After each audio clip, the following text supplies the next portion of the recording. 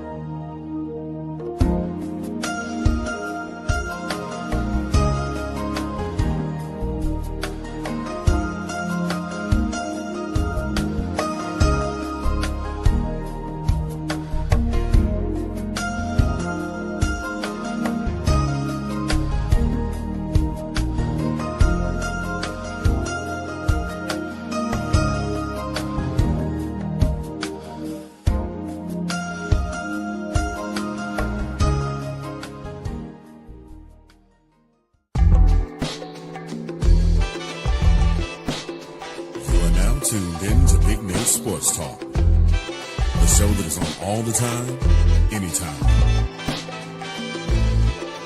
And now, ladies and gentlemen, your host, Nathan Snell.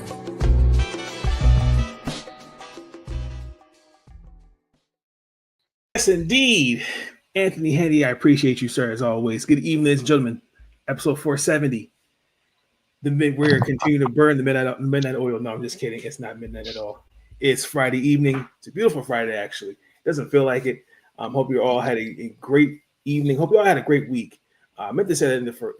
I did not say that the first two episodes. I apologize. Hope you all staying safe. Hope you all have something planned to do this weekend. Something relaxed. Fall is almost in the air, even though it feels like summer. As you say, got my guy Sean Spence with me, host of Let's Talk Football. In this episode, Maryland football, week 3, week 4. Week 3 was our last conference game, non-conference matchup against University of Towson, aka Mike Locksley's alma mater. First got his coaching start, and it's not funny, but it's almost kind of like was it Coach Pry that got from Virginia Tech? Yeah, Brent Pry. Like if you got to beat Towson, those schools, and like we was the older men, can't lose schools like Towson. But anywho, no, I'm not throwing shade. I'm just saying, like, you got to beat those schools. That's sacrilegious, Basically. But in this game, we're just gonna start with Towson. Sean and I, we were along with Cameron, Crump, Marcus, and April. We're at the NIU game, and I one thing, and maybe you couldn't agree with me on this, Sean. One thing I've seen from all 3 games so far, I've seen 3 different Maryland Terrapin teams offensively, and it's defensively. I've seen then they've been consistent, but I've seen 3 different results. Maryland against Towson defeated we won 44-17.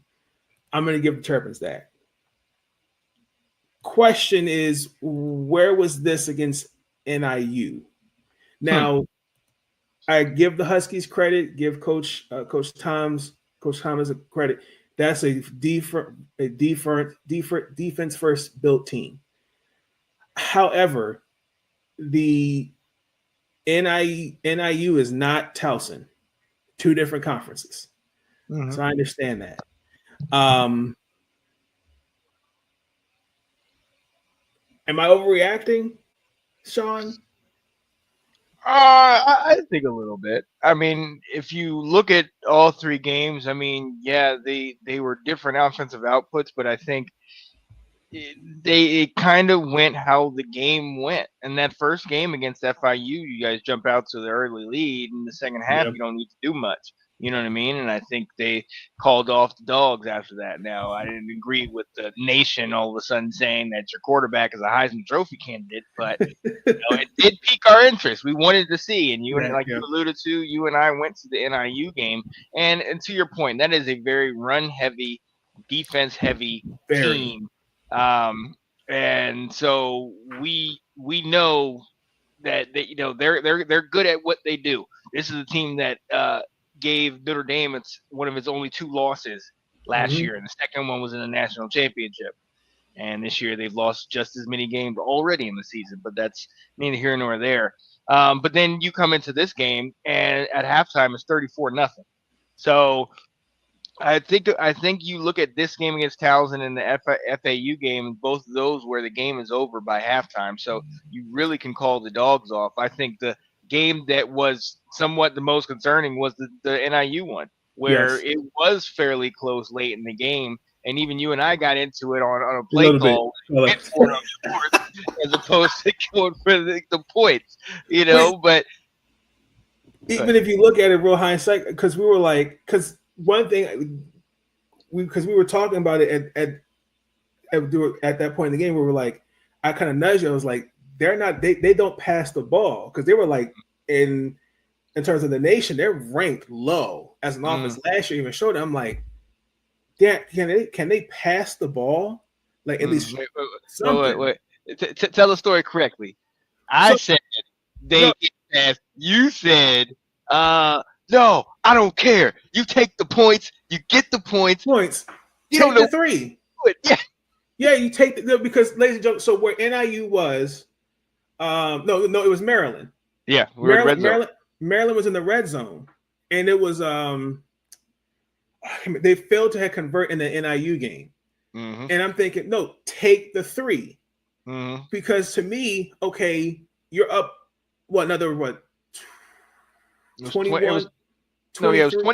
It was 20-9. Yeah, it was 29 at the point. So they were up 11 still. So, but they were the touchdown would have put it 27 as opposed to the 23 of the field goal. Yeah.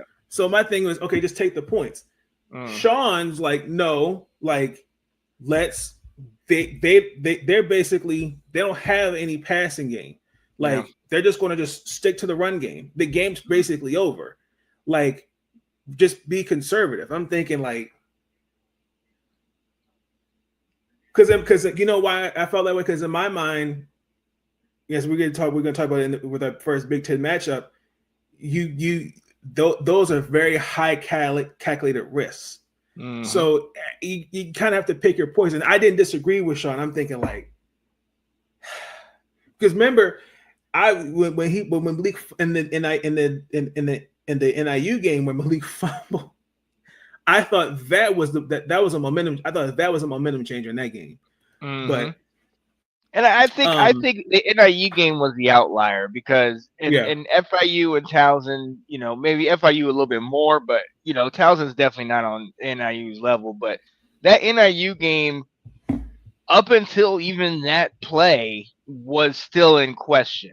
We didn't know if NIU was going to, come back. I mean, even though, they couldn't pass the ball, but if you look at it, the touchdown that put the game at 20 was actually kind of the pass where he kind of threw it behind the receiver. And if the DB actually plays the ball right, it could have been a pick. So I understand why you was on edge about Washington, because I think we all had expectations coming after that first half of the FAU game, that when we came into that NIU game, we thought, okay, we're getting what we saw at Towson. We're getting a blowout. NIU can't hang with them.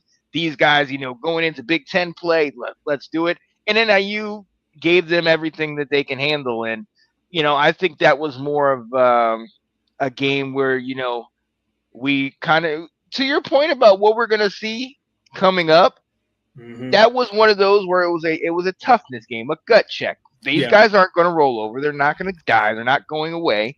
Put them away. And that was where I was coming from. Put the nail in the coffin. Don't give them any reason to breathe, as opposed to, if they get the field goal, then it's, like you said, 23-10 to 9, that's 14. That's 2 touchdowns. Yep. You know what I agree. mean? Yeah. So. Yeah, most definitely I agree with that. And even, as we even in this game against Towson, by all means, now at this point, Malik Washington is our number 1 starting quarterback. I was kind of hoping Christian would have kind of got some opportunities in there. I mean, he did. It was really kind of the third quarter. We went 5 of 7, 15 yards. That was about it. Justin Martin, Mike really didn't say much what the injury is. It's undisclosed. Was Roman Jensen saw some time after the 2-minute warning. That was about it. So we got to see a little bit of everything. But my only thing that again, Malik is still a freshman. He's going to make mistakes. There was one play, and I don't fault him for this. I think this was just simply a miscommunication where it. Okay, so the intended pass is for Nolan Ray, and I don't know what happened, but the defensive lineman just grabs it, and it's just like, damn. But again, also too, like those are things that even Mike has talked about it even in the NIU game, the poise, all those things, the ability to stay with it. So I mean, our passing game looked great. And that's his only pick of the season. Yep. He's 6 touchdowns and 1 interception thus far in the season. So, I mean, I'll take that, on a fluky kind of play like that. I'll take that. Yep. I wanted to ask you, what do you think about our running game so far this year? And forgive me, I've watched the games, but I haven't really checked up on the stats. I know in that last one you picked up a 152. What did you guys get in the NIU game? 180 in the NIU game. It's funny because I don't remember. Wait a minute. No, that wasn't that was them. 86. That's what I remember. Yeah, I remember you struggling in that run game against NIU. That's the context. I think that let me check that FAU real quick. Just over 100. Yeah, the NIU one, I mean, I'll give you guys the benefit of the doubt because NIU's defense they are very run-oriented offensively and defensively. And you did have a bounce back against Towson, which is what you're supposed to do. You're supposed to run all over Towson. But a little bit of a disappointment. You don't have Hemby anymore. So obviously we know he was your bell cow. So, let's see what Nolan Ray and DeJon Williams, some of these guys can do. But I don't think it's almost like running back by committee right now. You would know more than I would who is the lead guy because I don't see it. For me, the offense is focused around Malik Washington and all the pieces around him. So but what do you think? I think it leaves something to be desired.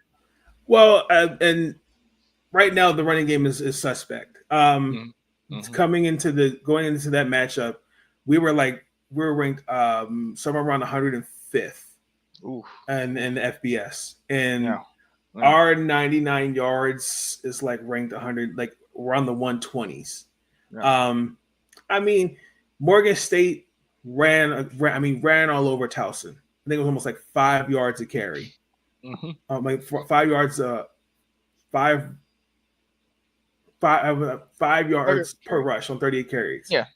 So, okay. I mean, we ran the ball 42 times against them, but they played. What was it? Which I don't understand. I don't like a 3-4. I cannot. I don't like. I'm not a fan of a 3-4 defense, but that's what they played, and they really didn't have any size up front. So that helped the offensive line create those holes. But Nolan Ray, I was hoping he'd take that step forward and something, but I don't know what it is because I mean, I'm struggling to find holes, like creating running lanes, whether through A or B gaps. And I'm sitting here going like, maybe that's more on your line. I don't know how good your line is, but maybe that has the line's better from last year to an extent. Okay. But yeah, to your point, Ray. I mean, he didn't even have 100 yards total out of 3 games, and as a team, you guys are averaging just 3.5 yards a carry. You know what I mean? This is not sustainable in the Big Ten. You need to have the ability to run the ball, the ability to chew the clock, because you don't have a defense that's going to give you more possessions, and you have a young quarterback. So I think that, we'll talk about it a little bit later, but I think that you guys have to make a conservative effort to run the rock in this game against Wisconsin, because that's going to be it's going to take pressure off of Washington. You don't want Washington to try to have to feel like he has to do it all himself. Exactly. And then on top of that too, like, Deshaun Williams, which I think, we talked, you said it, that running back by committee, he had on 12 attempts, he ran 47 yards. Iverson Howard, he gave me 15 carries for 60 yards. I mean, again, I don't know. I don't know if it's the system, I mean, again, Pep Hamilton, this is his first season as offensive coordinator. So I don't know if he's still getting acclimate. We're still getting acclimate with the system, and that's fine. But one thing I noticed from last year or even the year before, we pride ourselves on running the ball as a team. And what I'm seeing right now is just kind of like, okay. I will say probably much the highlight of the game for us was our defense. We had the pick 6.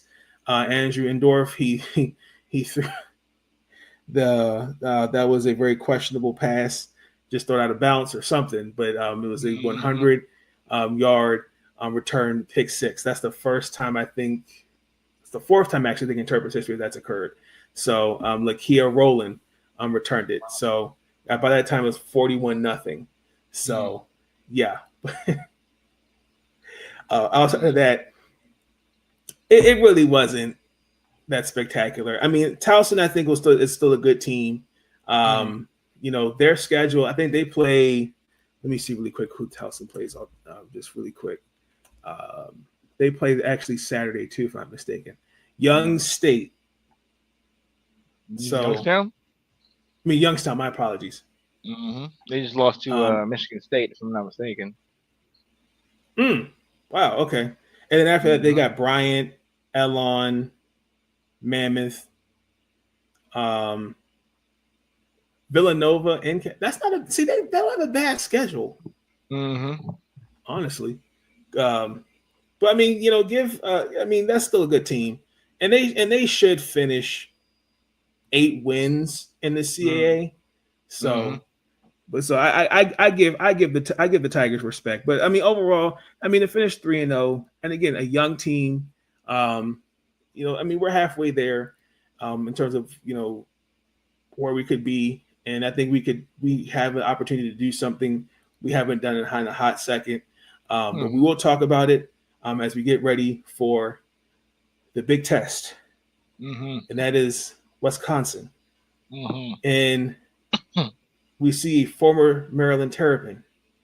But we're going to talk about that after this break.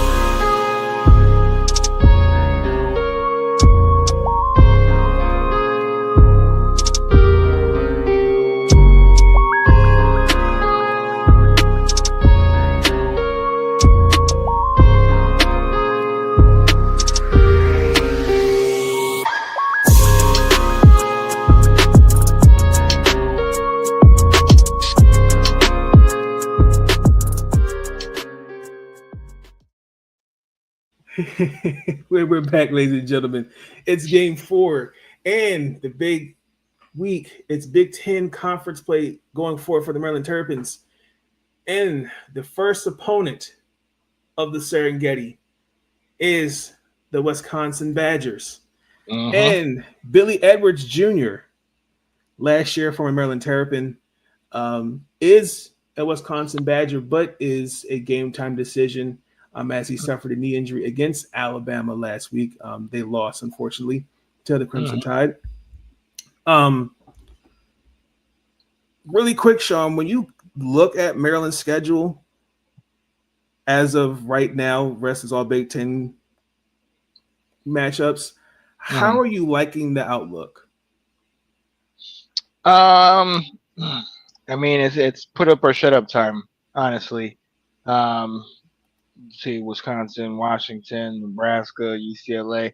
I mean, you look at those 4, and to be honest, if you play at the top of your game, I could honestly see about 3-1 out of those 4 games. But then you got Indiana, then you got Rutgers, so that's another potential. But then Illinois, Maryland, or Illinois, Michigan, and then Michigan State. I mean, there are a lot of winnable games in there.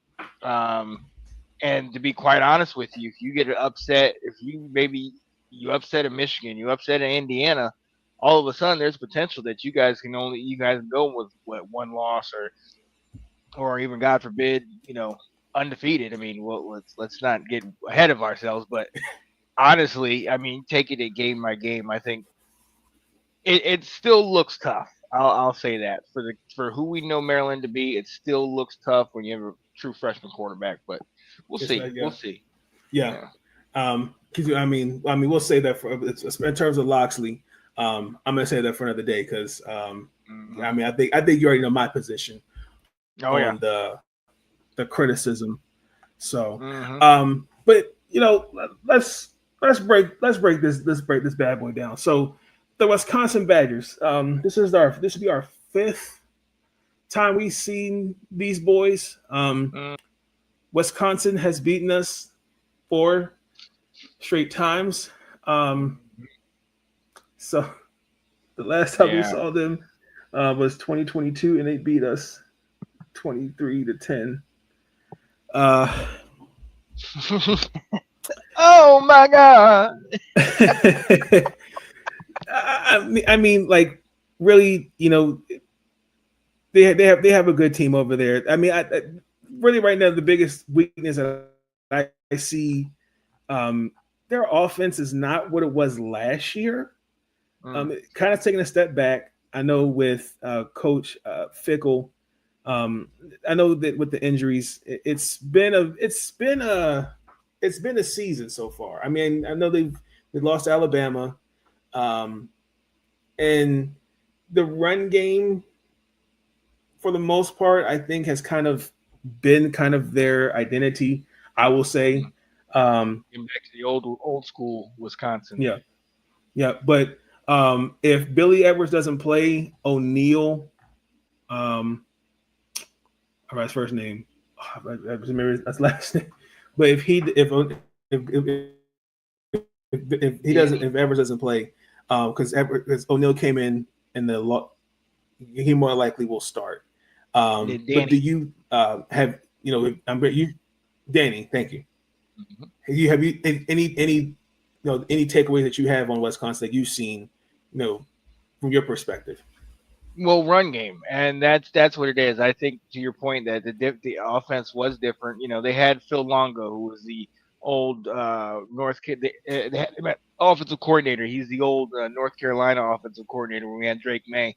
He has a very high powered up tempo type offense, which that's what Fickle tried to bring in, but that's not Wisconsin football. Wisconsin is known for their great running backs, the Melvin Gordons, the Ron Dames, the the studs left and right. So Ron Dane. right. So that's what they're used to. That's what they're accustomed to. And this year already, they have over 400 yards on the ground as a collective, averaging almost 4 yards a carry. So they're getting back to that identity. And I think the fact that, to your point, your boy Billy Edwards, since he got hurt, we know Billy Edwards can toss the rock. He can definitely, take the top off the defense. But if he's out and you got this kid Danny O'Neal coming in, obviously you want to run the ball, and I think that's what this game's going to be about. We just talked about how Yeah. Maryland struggled to run the ball thus far in the season. Well, Wisconsin held Alabama to under 100 yards on the ground. You know what I mean? Yes. They, Mm-hmm.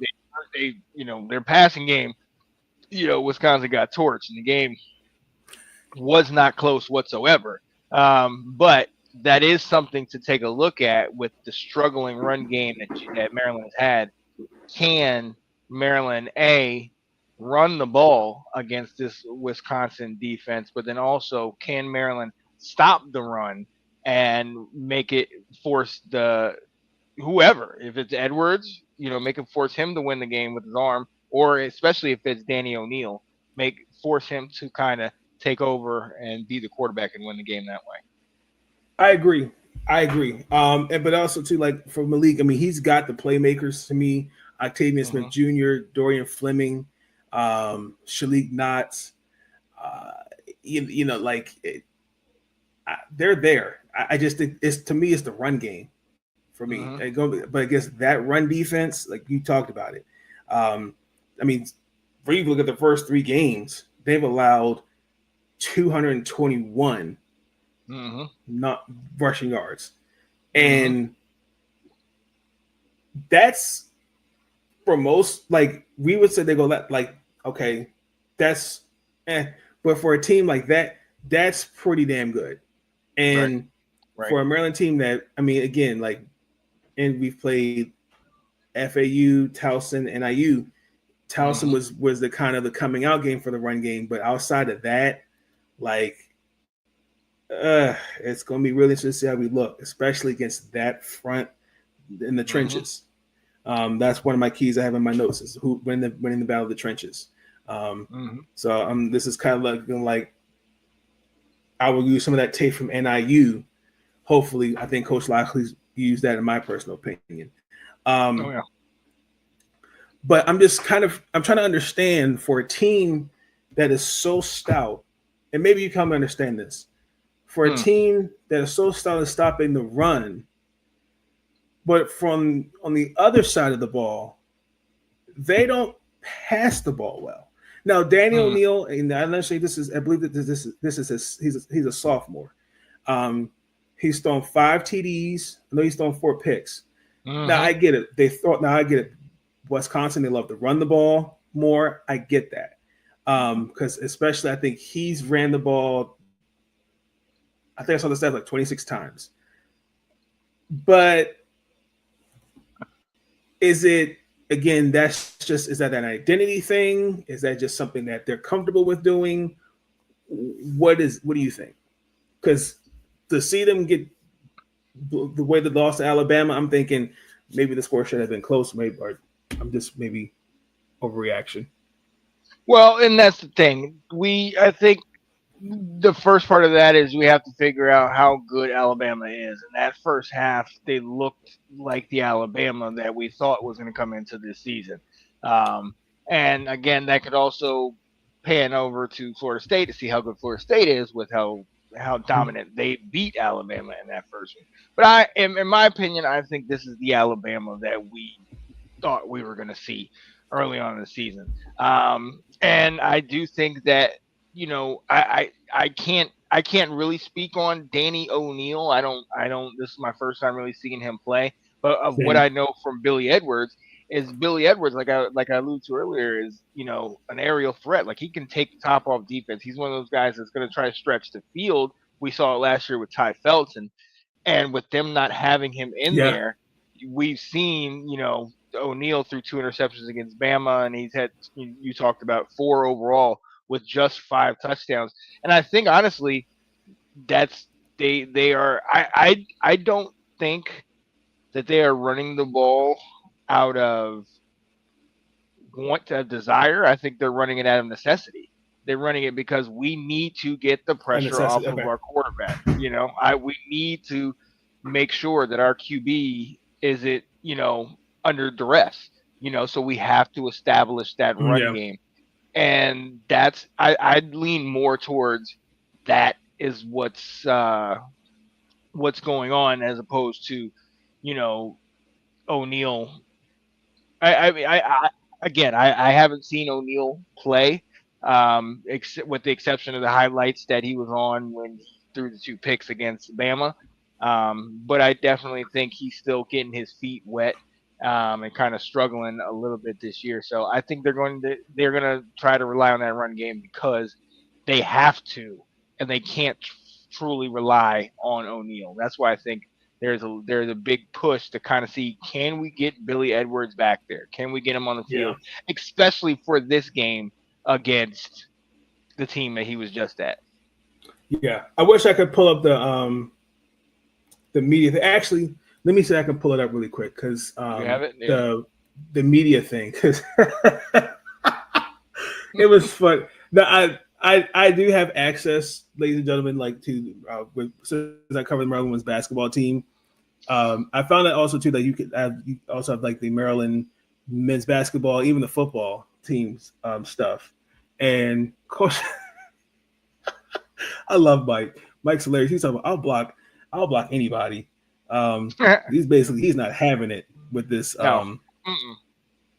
about Billy Edwards. And I get it, like, like this is no, like, stop, like, okay, Wisconsin, hold on, two-day presser.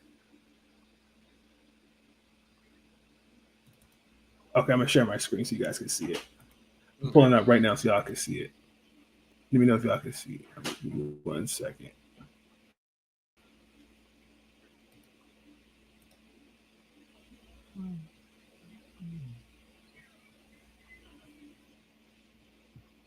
It's a little long, but let's let me know. Can you see it? Can't see it. Okay. No, There we go. it might be coming up. Hold on. Kind of we call our margin of error on the offensive side of the ball. We're able young Hold on. Wait. minutes. Yeah, I saw it for a second. Our depth for our team, as always, as I told our team, it's great. I can hear it. Closed. Okay, how about now? Out 3-0, and that's a testament to the work that. That's a little lagging on my side. Attention on Big Ten play, which is the new season for us. And we all know winning on the road in the Big Ten is hard. It's tough to do week in and week out. Wisconsin is a great home environment. They got a great place to go play a football game. It's when you come to play it here at Maryland, it's the type of environment you like and want to go compete in. They've got a history of being one of the more physical teams. Sorry about it, ladies and gentlemen. As I told our team yesterday, there'll be a great measuring stick for us and what kind of team we have and what type of team we can be. But I'm excited for what this game creates for us as we enter the Big Ten season.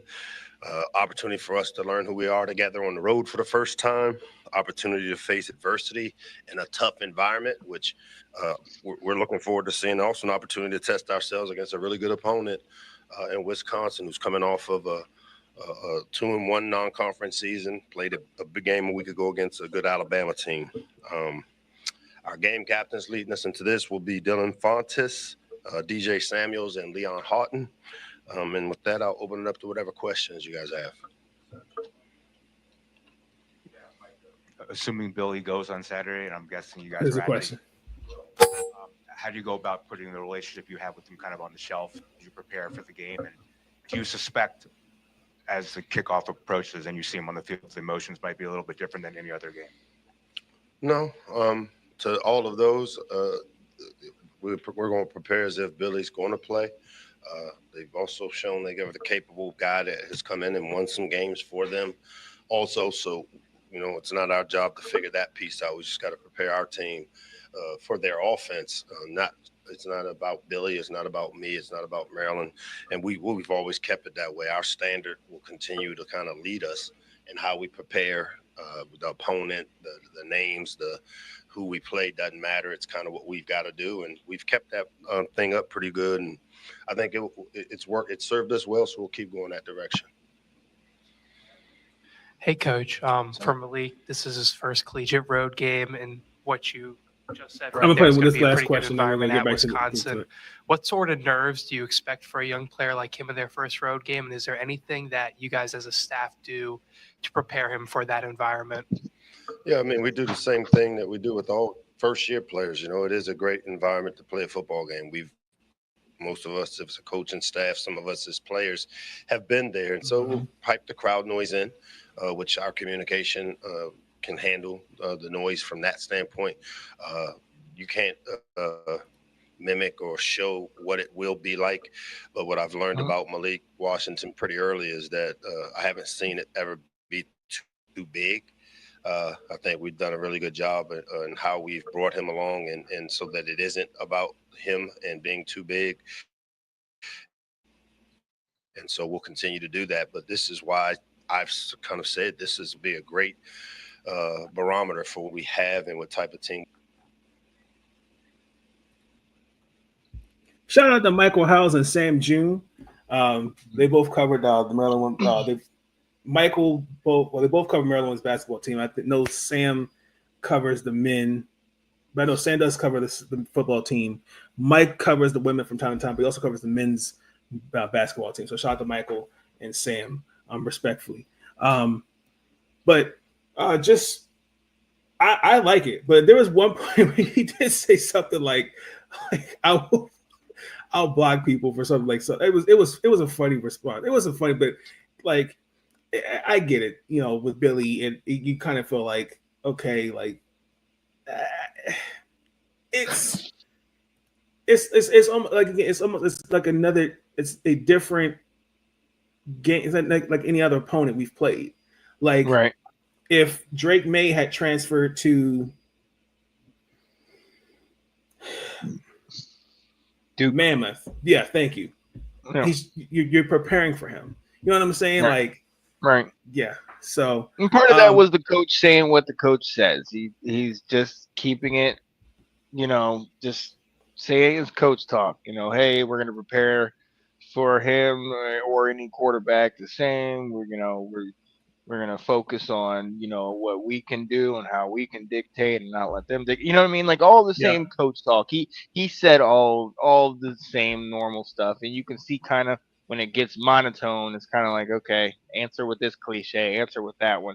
And at the end of the day, that could be the X factor. You almost wonder, do you want to keep in O'Neal? Because where Edwards might know how good you guys are, your defense and your defensive coaches know Edwards. They practice against him all last year. So, who does that benefit if Edwards does play?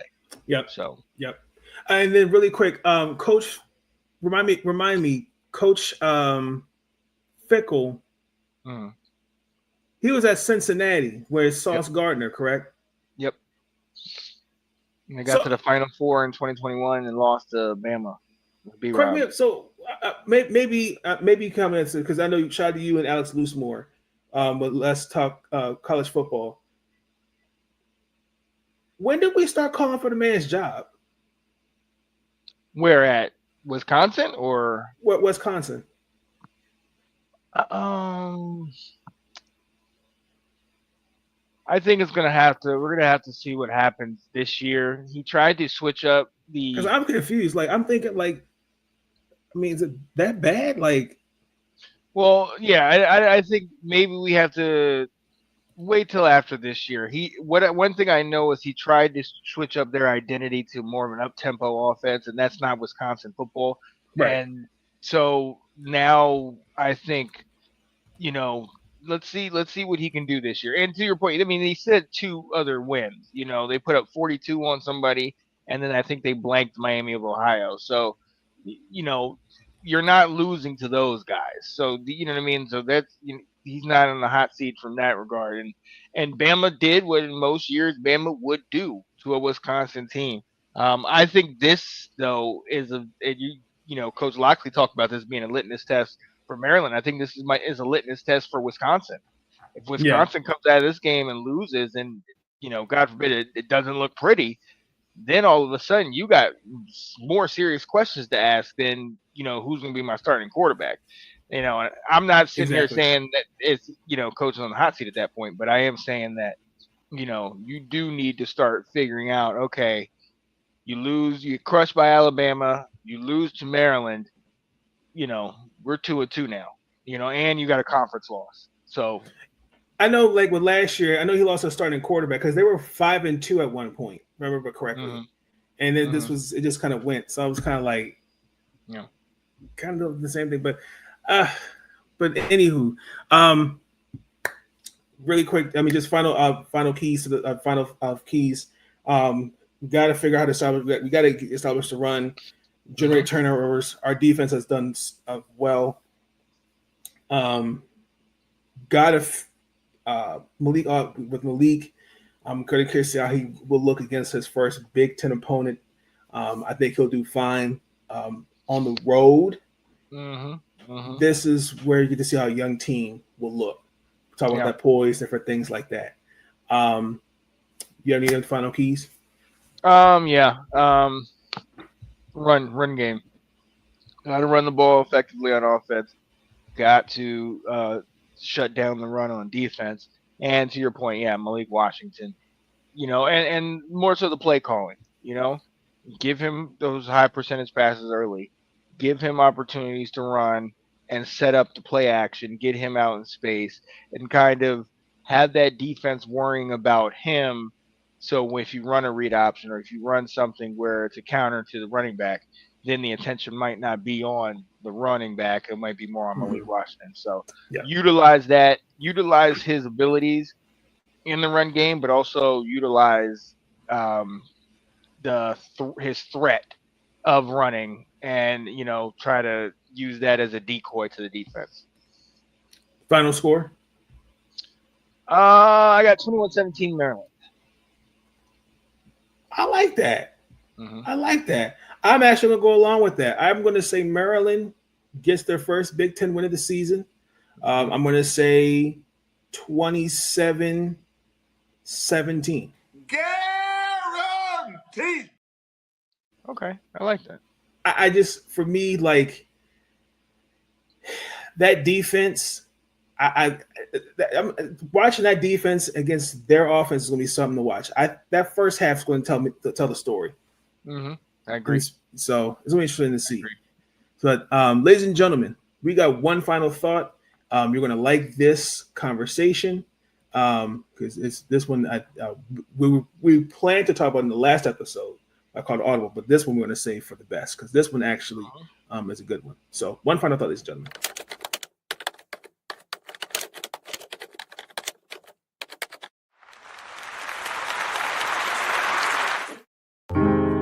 Thoughts are running through my mind, so I just some time to find a minute or two to organize.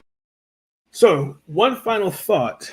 I'm going to play this clip first, and then we're just going to talk about it. So here's the clip. For some context, Ryan Clark and Peter Schrager earlier this week on Get Up. Shout out to Mike Greenberg. After the Eagles beat that team in Dallas, right? You know what? Let's just play the video.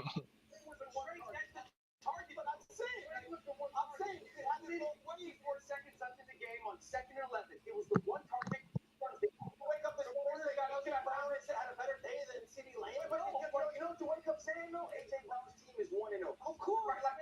That's what I get. But the thing is this though, and we shouldn't do this on TV. And so I apologize if people think this is rude. That's the non-player. Oh, stop. Let me tell you why. I'm not saying I'm not looking at fantasy football. Ryan, I'm not. Don't belittle me like that. I can come in and say, as 3 ex-players are saying one thing and give an alternative perspective that maybe CeeDee Lamb did play well. And then what I need for you to do is not get mad and let me finish. Okay. Yeah. Sean, I'm gonna give you the 4 on that.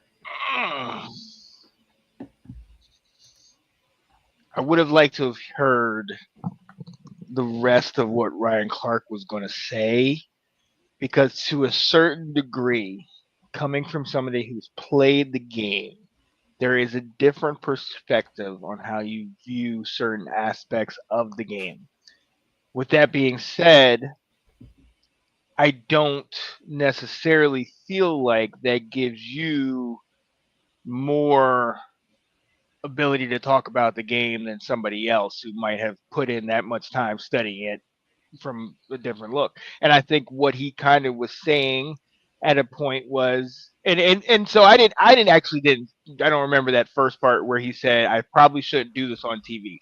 If you have to give out that disclaimer, Yes. that should tell you that you should not have done that on TV. Thank you. Period.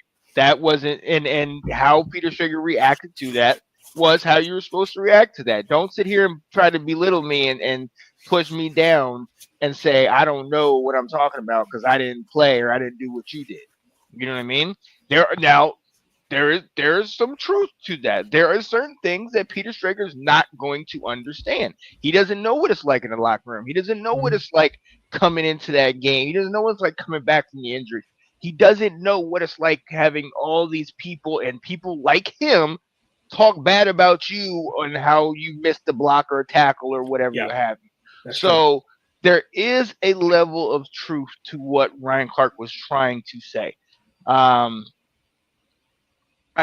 do think, and again, I can't fully answer it because I really, and I got to look up what Ryan Clark said after that.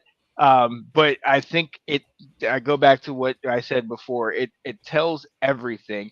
It's like if somebody says, I'm not trying to be rude, but you know what I mean?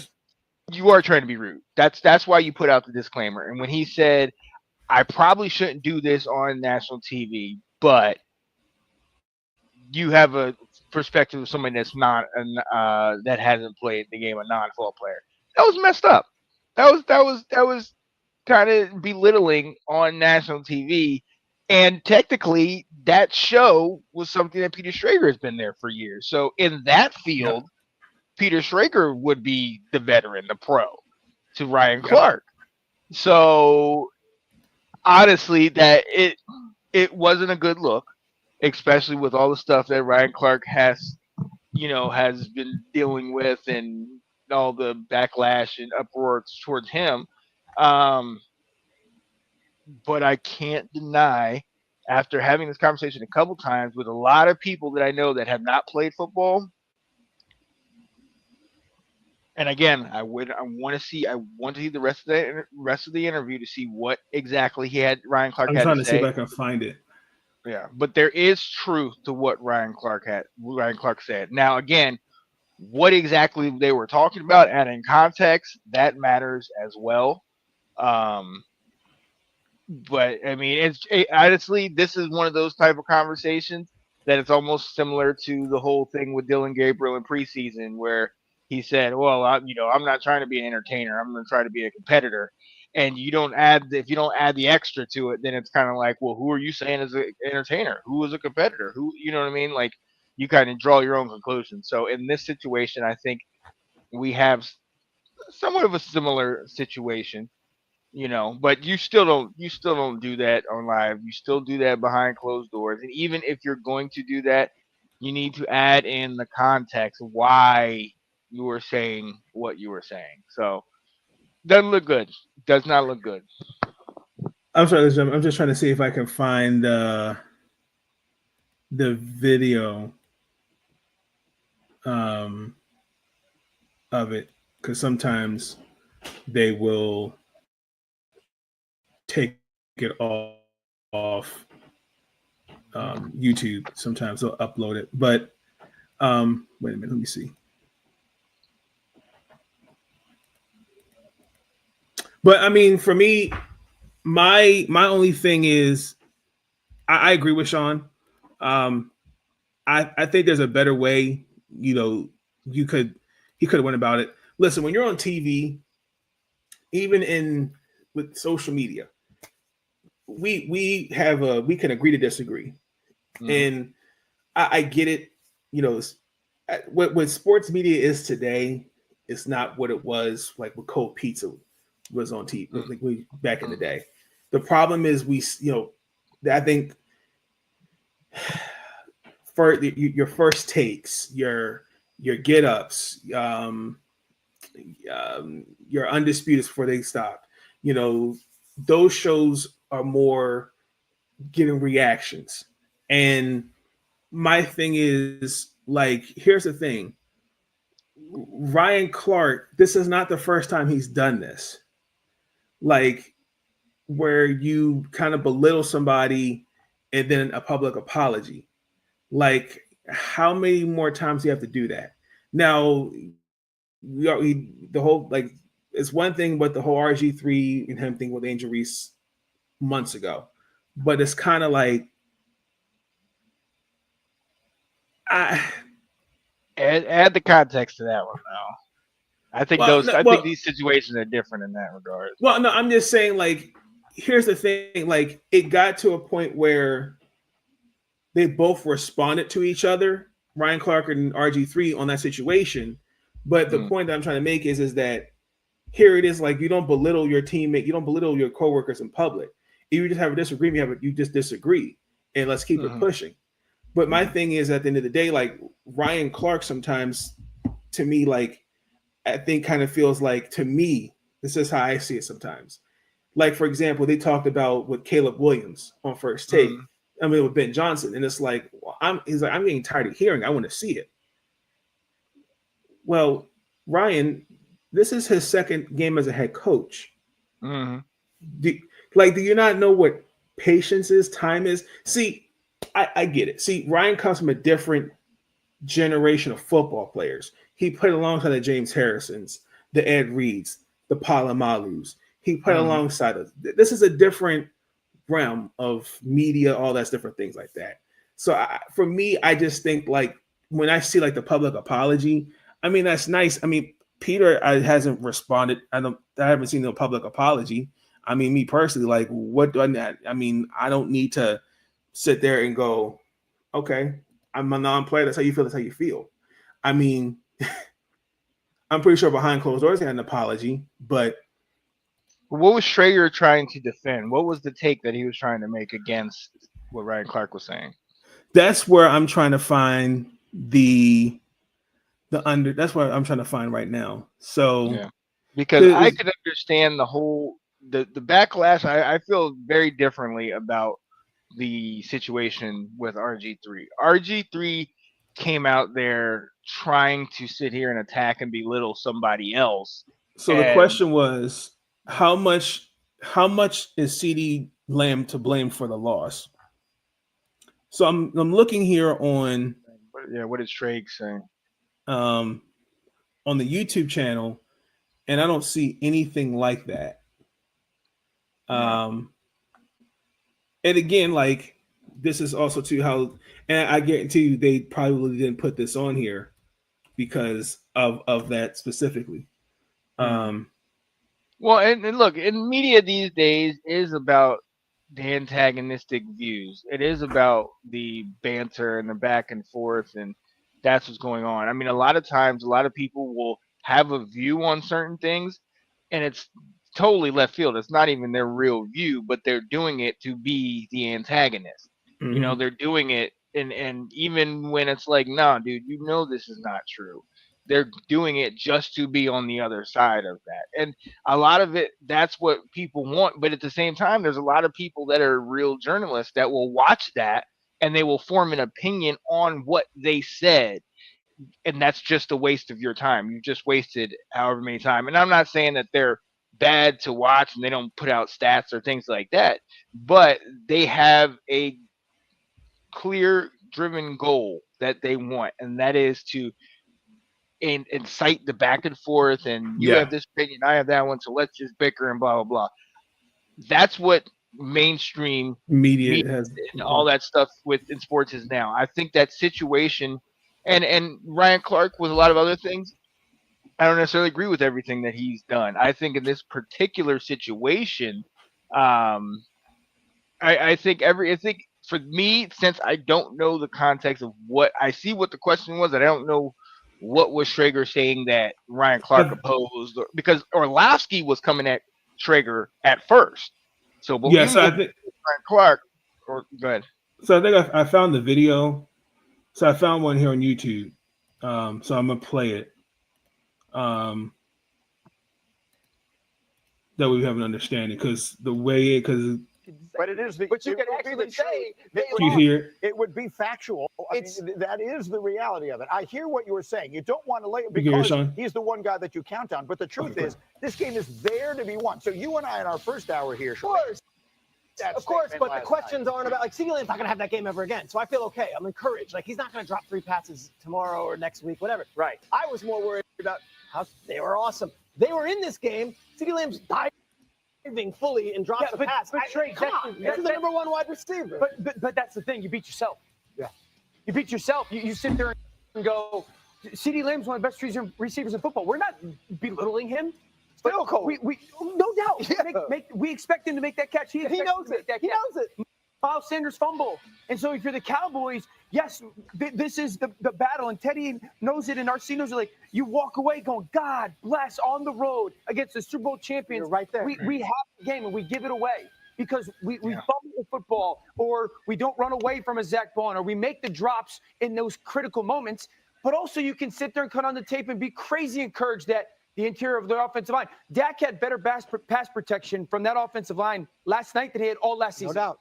I have no doubt CD will fill up the stat sheet No this doubt. year. He's going to fill it up. No doubt. He's going to get a lot of votes from a lot of people. 13 targets. He's going to be great. And here's the thing. Where's the moments? You had them. You missed a couple. That's what it's all about, to be great. And that's the moment that he failed. And that's why he's so disappointed. I look forward to seeing another moment. And hopefully, if he drops that one, and then we're having another conversation. You wake up this morning, are you feeling okay? You look at AJ Brown, which is this number 1 wide receiver who got 1 target all night, and then you got CeeDee Lamb.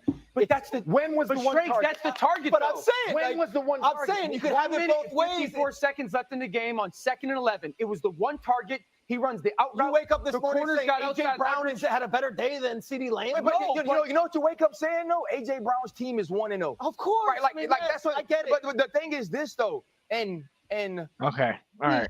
do this on TV. I see what you're saying. I see what you're saying. You can cut that. Just- Okay. Yeah. So it seems like what they were arguing was, did CeeDee Lamb's drops, is that something that they should be really concerned about?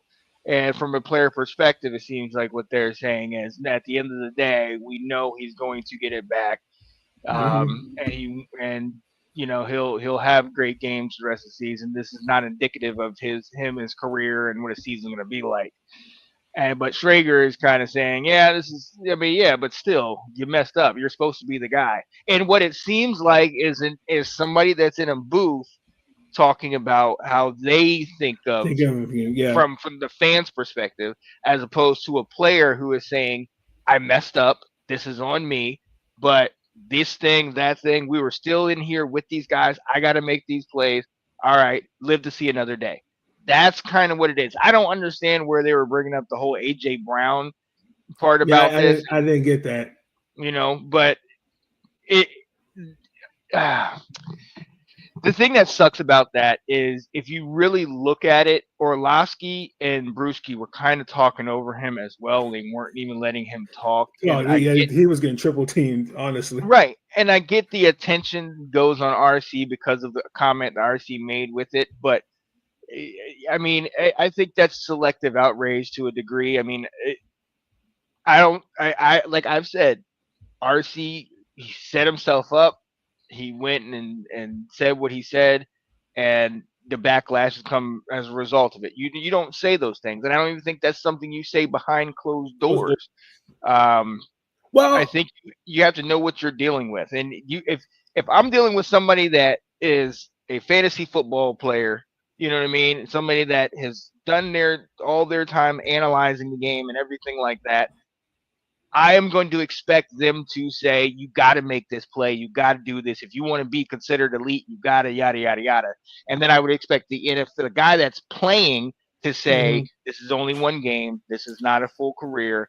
I messed up. I had a bad game, but I'll move on. Next week, I'll ball out and score 4 touchdowns. Like, Yeah. and so I get the difference about what they're saying, and I think people have taken it as the football player saying, "Oh, you don't play football, so you can't talk about football," and then the non-football player is sitting here and saying, "Yeah, I understand that you play football, but I've studied it and I've done all that." You know what I mean? Like, so both kind of want credit for it, and there's a chasm between if you haven't played and can't play, you're not going to play in the NFL, and vice versa. If you've played in the NFL, you can go and be an analyst, and you can go and do that. We've seen players do it, but you aren't going to have the same perspective of the person that has been sitting here studying everything and diving into it from the back end.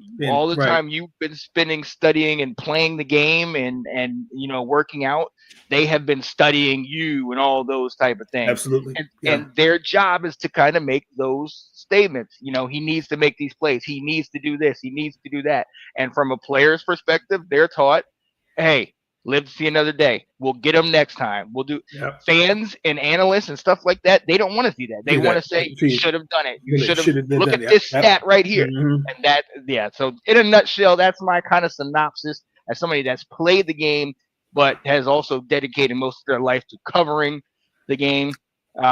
Very big divide between the player and the non-player, but the way that was handled in RC, he set himself up. He said he shouldn't have said it. The way that it was handled was messed up.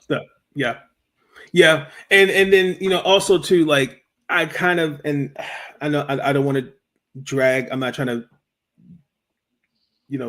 carry it. Be a dead horse. Be a dead horse. Thank you. But I kind of compare this to with Angel Reese, the Chicago Sky thing, where you publicly, you don't throw your teammates under the bus. Right. I'll put the equivalent of this.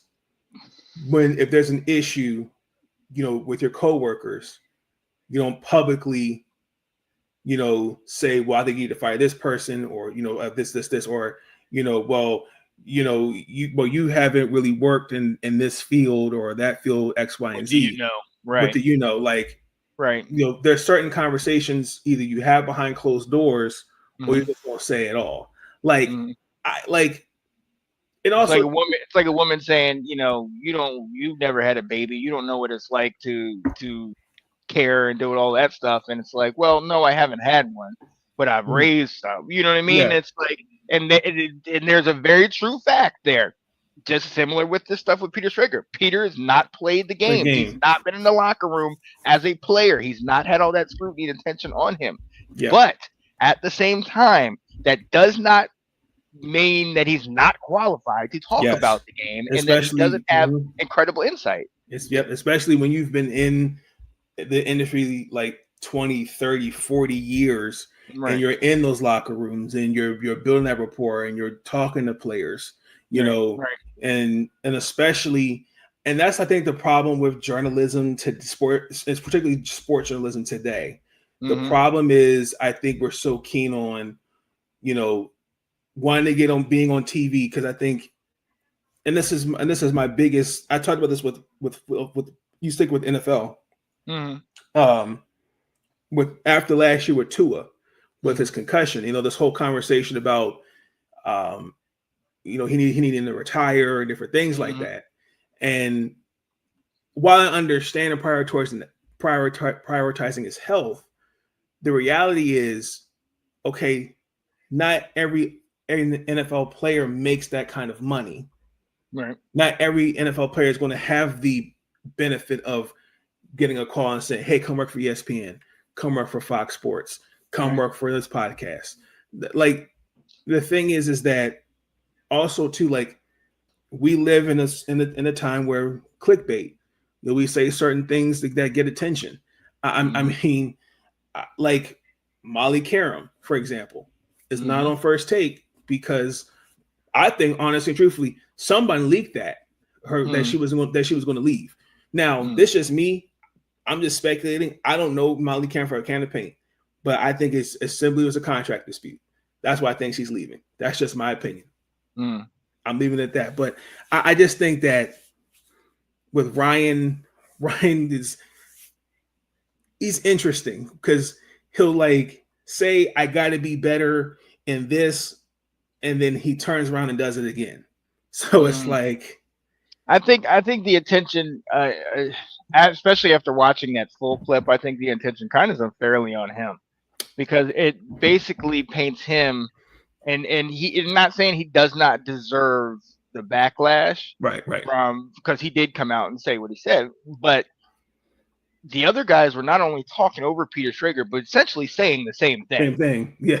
And Ryan Clark basically said, what they're trying to tell you is this. Yeah, but they were saying it more. They were saying it more in a professional way.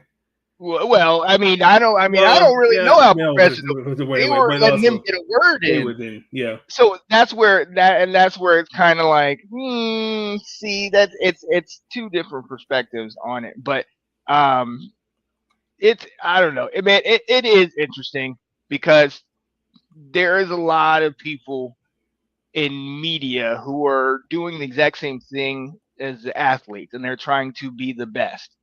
But the difference with media is if you write a bad article, you don't have me at your door hitting you up and saying, this guy's done. He's done for. He can't do it. But if I drop a pass, you have the right to tell me that, oh, you're not it. You're not great. This guy can't cut it. And I think that's where the athlete got a little like, okay, why can't I speak out about something like this? Because that's what it seemed like. It seemed like he was saying, hey, listen, I respect your opinion, but I've been in there. I've been in the locker room. I've been holding a Super Bowl trophy. Like, I know this. And it's not, while it's not right, I think he was trying to quell the situation by saying, this is what they're saying to you. And here's another example. Trevion Diggs last year when he was in Dallas, there was a reporter that said something, and it was to the effects of, he was like, well, so something, and that's what you took away from the game, and something like, and he was like, talk about, blah blah blah, and it was like there are some reporters that will, and people that will say something that will offend a player, like we just saw this past college football weekend. A reporter asked, was Brian Kelly, a question about, about the game. Brian Kelly, and rightfully so, I get it, because it was a good, it was a tough loss, but give credit. I think they lost that. Was it who did they lose to? Oh, Brian Kelly, LSU? No, yes. They won. They won. They beat Florida. But it was something like, something could they have done, what they could have done better. I can't remember the question, but he was like, give them credit. Like, that's a damn good football team. And I don't know, but me personally, if I was Peter, you wouldn't see my face for at least 2 weeks. Because it's like, because I feel like, okay, y'all think y'all know everything. I'll leave it to y'all. I don't know, man. I'd be working harder. I'd be in there earlier in the morning. Oh no, you and I are here with that. Yeah, because to me would be like them saying you don't belong, and I need to. Bet I'm not only going to show you that I belong, but I'm going to run circles around you and all this stuff. And I mean, this is mirrored in life. There's people that they have ability, or they've been put in a position and they've been praised and hailed. And there's other people that have not had that attention and have to work extra hard to get there. And they won't, in the eyes of public, be the same, because one is, in the limelight and one is, just doing a job or whatever. Yeah. But it doesn't mean that the guy that was here didn't work 10 times as hard as this guy. You know what I mean? So, I mean, it's going to get taken out of context. It's going to get blown up. But at the end of the day, I think we're always going to have this kind of dilemma, because as long as you have, in some regards, a natural adversarial relationship between the media and the subject of the conversation, be it the coaches, the players, or whoever else they're coming after, there are going to be people, and there are going to be fans, and there's going to be, guys that are going to try to poke at and prod and say the Yeah, things. all those say those And things. There. and sometimes it's, as we've seen as of recently, if the network wants certain things done or said or asked, you have to go along with it or you'll be replaced. Or maybe if they don't want things said or asked, then they can replace you. So there's a lot of other things at play. But, for Ryan, it's I don't know. It's not a good look. He said once he said, I probably shouldn't do this on live. It's on TV, and yeah, that's how. Yeah, and then that was it. That was it. And then on top of that, what made it worse was he had an opportunity on TV to say, "Hey, really quick before we go to the next segment, hey man, I didn't mean to do that to you." Right. That's what I think that also pissed me off, because it was like you had, because I know they go off at 11, but I was like, you had ample time to go like. It wasn't a good look, and because of his recent interaction with Robert and the people that are backing Robert, then obviously it's going to be, here we go again type conversation. But it stinks. It stinks. But then you got me who's sitting here like, when did Ryan Clark become this, top tier analyst? Like, I respected his game. I loved him in Washington, but when did I never thought to say, oh, I want to ask him about his position on football, but, and that's not a slight to him. It's just, it's more of, who are we putting on the pedestal? You know what I mean? Who are we sitting here saying this person's view, I don't like it, I need to go at him? It's like, man, get out of here. No, I agree. I mean, at the end of the day, listen, I mean, they're just opinions. And I mean, like at the end of the day, also too, here's the thing. It's the second week of the NFL season. And here's the thing. Look at those shows. Get Up, First Take. Some of those questions are questions where we as viewers to sit there and go, did you watch the game? Right. So like when you see how much is CD playing for that loss, well, when they played the Giants, even though the Cowboys won, it shouldn't have took overtime to get into that game, if we're being honest.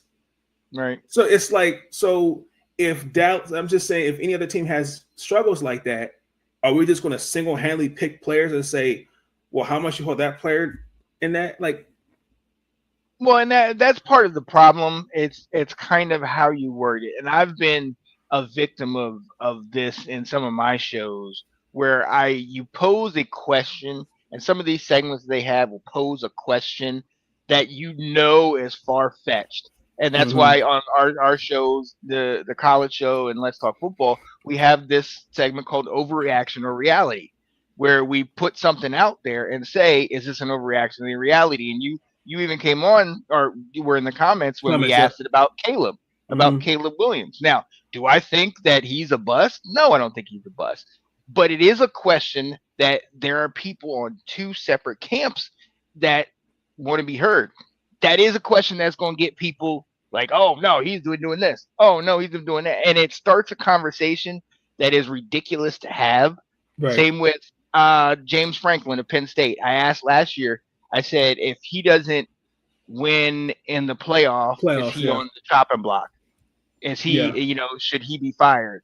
And I had a guy comment and say, some people should not be allowed to talk college football. That guy, I remember that. Now, I could have easily sat there and just said, all right, show's done. But you weren't wrong. But the comment wasn't. But the question wasn't wrong to ask. That's the thing. Well, yeah, and it was starting conversation. It was bringing stuff up, and I could have easily come at him and been like, "Yo, shut your bit," like really done something mean.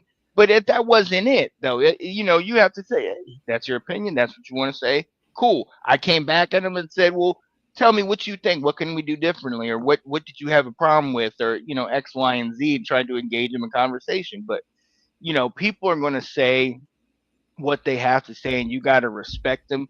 Well, not everybody that comments you got to respect, but yes, yes. Yeah, you know that very well. Yes, but also here's the thing as well, and I've learned this even with when it comes to some people, when it comes to the Ravens Twitter. Yeah. Like when we lose games, right? After we lost to Buffalo, we had people literally say, "Oh, the Ravens could go 0-5." Wow. Like after one game, we're overreacting. We had people literally saying, "I'm okay if the Ravens trade Lamar and we get the 2 first-round picks." This is during this contract dispute. Oof. You know what I'm saying? But the thing is, like at the end of the day, for me, like go back to the Caleb thing. The one thing, and again, that's where it goes back to media. The problem is, and I call us the microwave society today because we have the lack of patience. It's just not there. So it's like, okay, I get it. He won the Heisman at USC the next year. Okay, maybe he lost a couple pieces, whether the portal, graduation, all that. Maybe they weren't the same team the next year. But you're asking a kid to come into a situation where you said this quarterback that you gave up multiple picks for and said generational. Y'all said people said, nope, he can't read defenses. We've given him all the X, Y, and Z. So scapegoat him. Bring in Caleb. Talking about Justin Fields, just for the record. So people said Justin Fields wasn't the answer. Oh, okay. Caleb comes in, new coach, new system.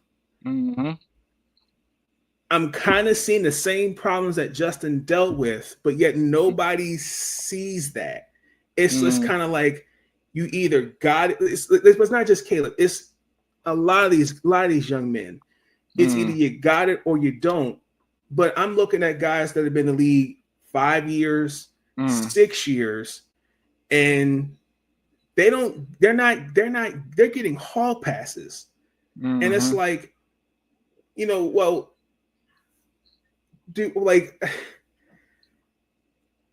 and maybe it's just me, and I get it because he's a high pick. That's fine. But I mean, even take your pick. I mean, Jaden, okay, could have a sophomore slump. You know what I'm saying? But I mean, the point I'm trying to make is that after going into year 2 games into the season, we shouldn't be having conversations, bust. That's just my opinion. I just think that's just disingenuous. Not again, new head coach. Keenan Allen's gone, so you drafted a wide receiver, Ndunze, thank you. So you still got DJ Moore. Then you got was he drafted by Colston Loveland? Yeah, Loveland. So and Cole Kmet too. They got and some linemen too. Yeah, but then that also works against you because you do have all those weapons. This 2 weeks into the season really is a hard area to talk about. It's just like in college football when we talk about Heisman hopefuls after 2 weeks into the season.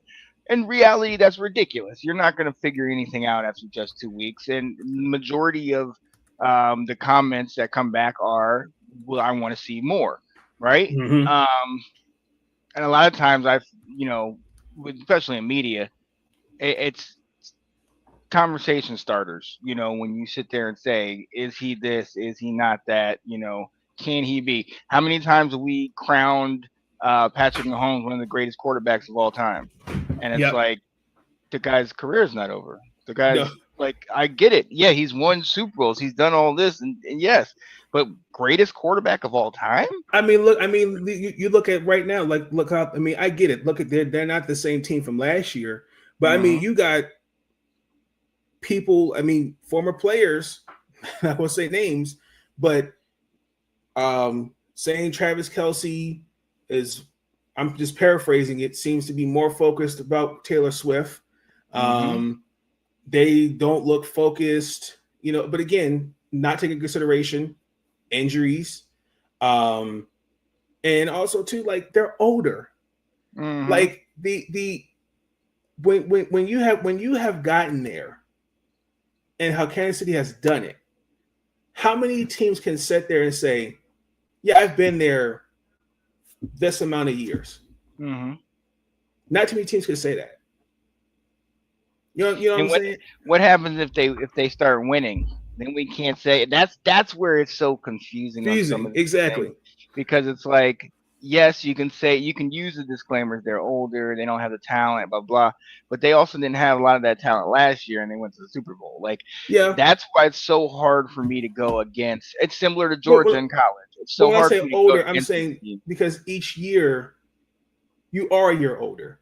Right. And also, too, you do lose a little something in that locker room, whether it's free agency or retirement. But they still have those locker room vets. You still have the Chris Joneses. What did they add in too? That makes a difference. Free agency, yeah. Once they get Rashid Rice back, once they get those guys rolling, I think they'll be okay. The number. Look, these two teams right here, great example. The Indiana Fever. Caitlin Clark went down with injury. Sophie Cunningham, Aria McDonald, Cindy Colston. Adversity, and still are going to face an Aces team where most people were talking about pink slips, calling for Becky Hammond's job. We're saying Natalie Nakase and Tyler Moore were really calling the offense, all this other stuff, and they won 16 straight regular season games to finish the number 2 seed in the regular season. Right. From where they were. The point I'm just trying to make is that sometimes it's patience. That's my point. And I think sometimes we as a sports society, I think we lack that, because I think sometimes, especially with the Cowboys, because everybody wears they got it's the star. It's Jerry World, high expectations. Okay. You should beat the Eagles because, again, it's a divisional rival. You know what I mean? So I get where you're coming from with it. It's a double-edged sword, because I've seen people that are saying the same thing, like, give this man some time. But then I've also seen people say, you have all these weapons, you have all this around you, we have this great coach, what's going on? So I think it's really kind of it's case it's case sensitive. Case sensitive, yeah.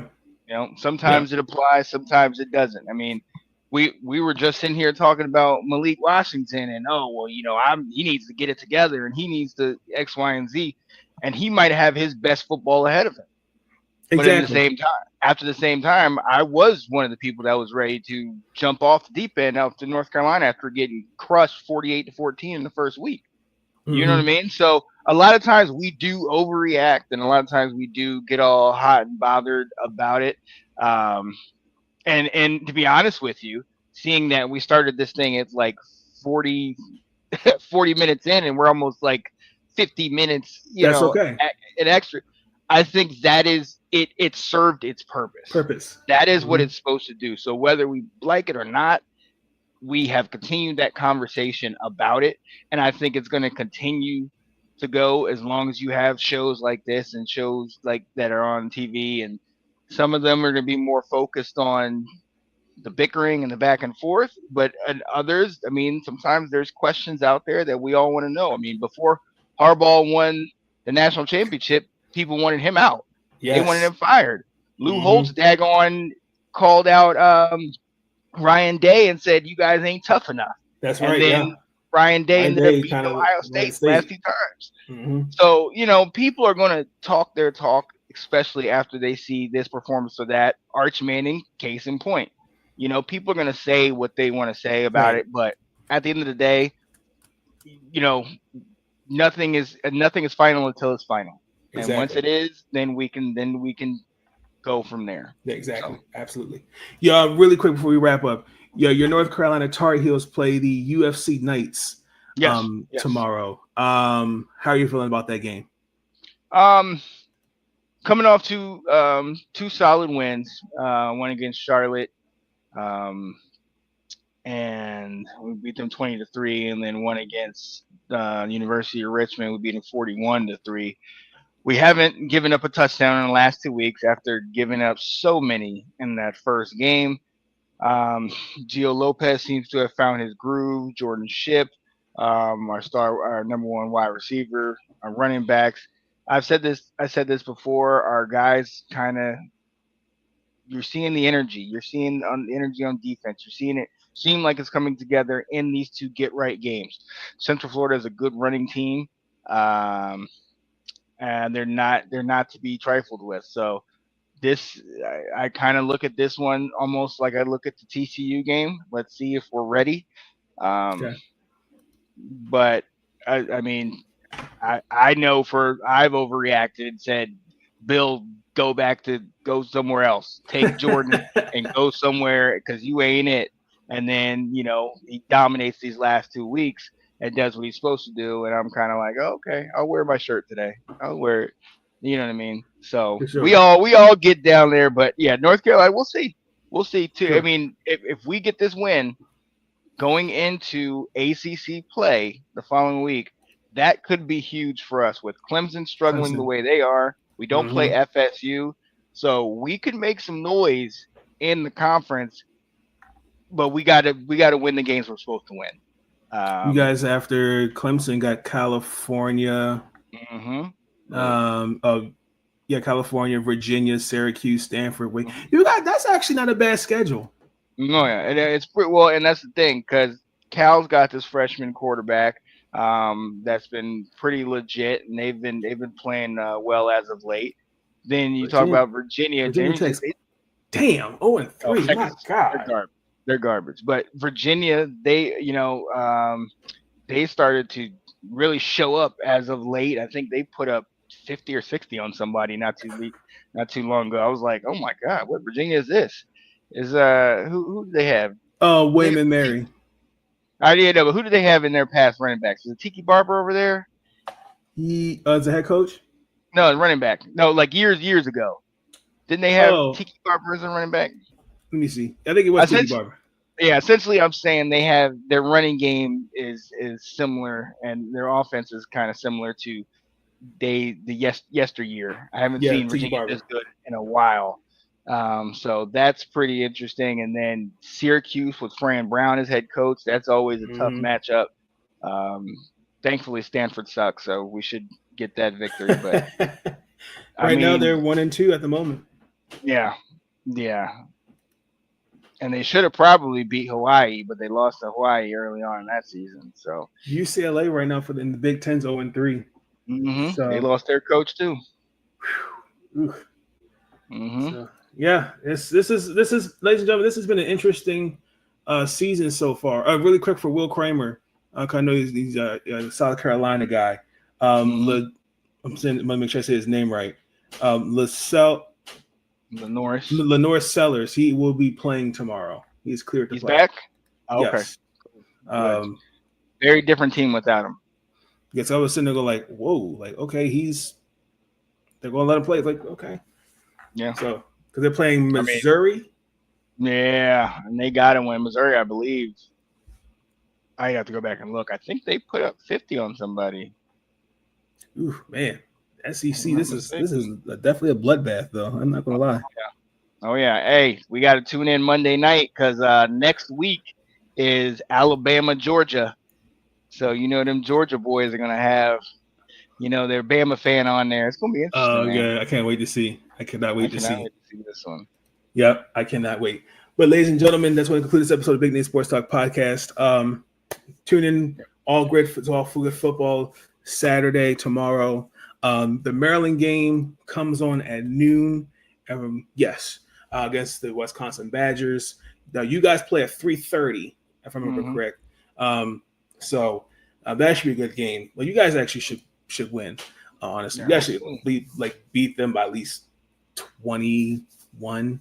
I think it's gonna be closer than that. I'm not gonna lie to you. I don't. Okay. I'm still trying to figure out what we have, but I know they're a pretty legit team. Okay. Are you doing Let's college football update tomorrow? Yeah. Well, Okay. yeah. Let's talk college football. We're gonna do that in the morning. I'm sorry. We gotta talk about. I'm sorry, because every time when it goes live, it says college football update.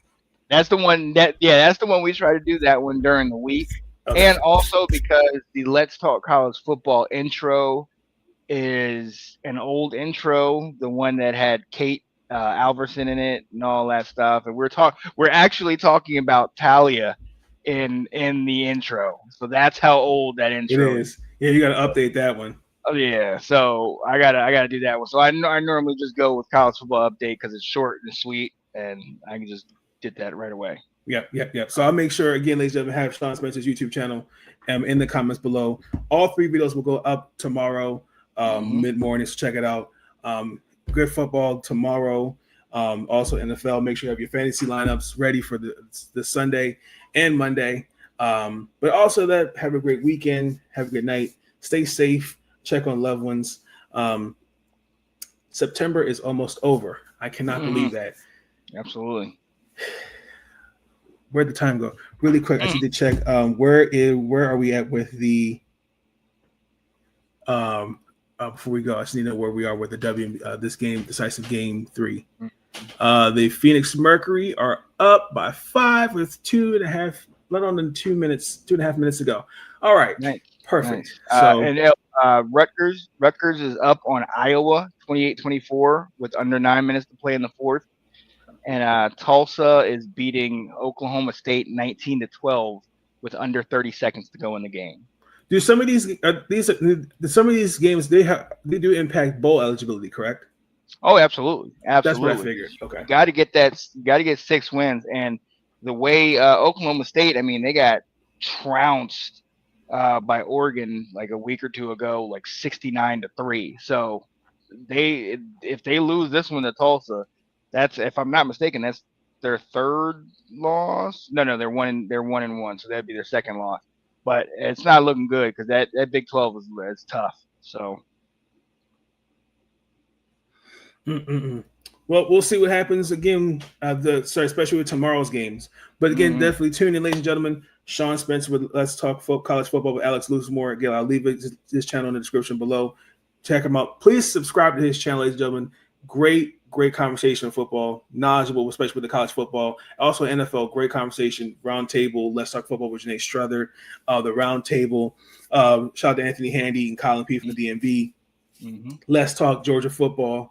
I'm missing anything else over there as well. Ladies Takeover. Shout out to the ladies, Delilah Crespo, Katie Alverson, Janae Struther, and Nicole.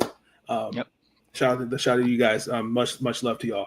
And also, too, please like, comment, subscribe to Big Nate Sports Talk Podcast. Subscribe to the YouTube channel where you can catch all your sports up-to-date knowledge with the WNBA, NFL, college football, all those different things. We're less than 50 days from college basketball. So, because they put out the schedules, we'll talk about it a little probably in a video at a later date, probably a couple of days. So, and 2K said that they're bringing back NCAA college basketball in 2026. That's right. So hey, can't wait for it. Cannot wait. That should be something. Because I'm hoping that they would probably have to put this year's roster on there. I would think, but so because that's going to be interesting to see how they do it. But it should be fun. It should be fun because cannot wait. But all right, ladies and gentlemen. You guys have a good night. Please like, comment, and subscribe. We'll catch you on the flip side. Peace. Stay up. Thank you for tuning in to Big Nate Sports Talk. If you enjoyed that episode, be sure to like, subscribe, and share Big Nate Sports Talk. It's on all the time, anytime. And I wanna thank you. All I wanna do is say thank you. If ever you find yourself in need of someone you can count on, call on me. I will be the shoulder on which you can lean. 'Cause I'm always here to listen, to be the one that you can count on. Pick you up when you start to fall. And if you ever need me, girl, all you have to do is call. I'll be the one to dry your tears, the one who will chase away your fears. And I'll go that extra mile to see you smile again. Whenever you need me, I will